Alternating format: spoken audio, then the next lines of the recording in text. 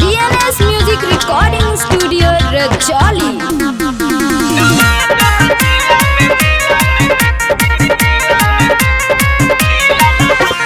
Music by Mantu Manish. Nawada जिला में खिलल हा कौना मामा गे छौरी तोरे कारनामा हगे घर पर पुलिस आवौ सुबह शामावा गे छौरी तोरे कारनामा गे छौरी तोहारे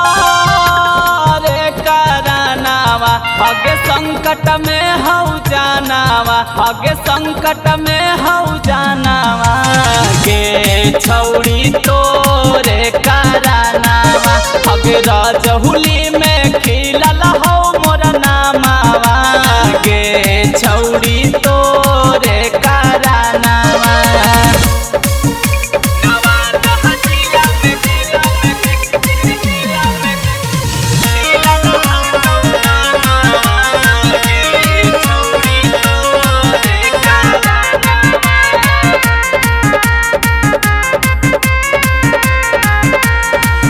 जहिया से बाबूजी तोर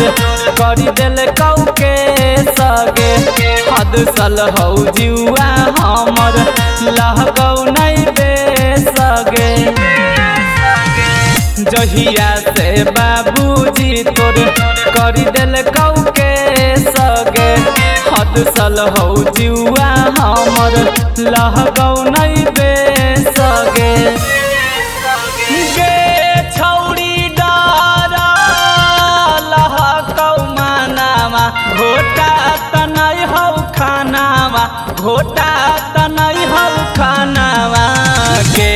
छौरी तोरे कारनामा हग गया जिला में खिलल हौ मोर नामावा गे छौरी तोरे कारनामा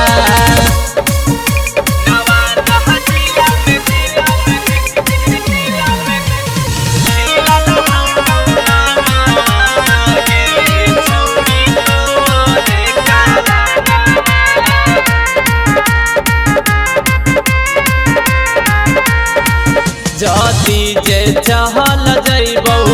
छौरी हम जे लगे आके करैहा जानू हमर बे लगे जदी जे चहल जइबौ छौरी हम जे लगे आके करैहा जानू हमर तू बे लगे गे छौरी होई गेलियौ बादानामावा हगे गांधी लाल सुदामावा हगे अनुपम सुदामावा गे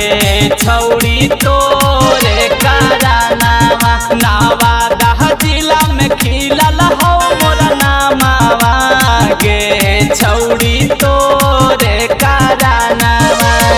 DNS Music Recording Studio Rajoli.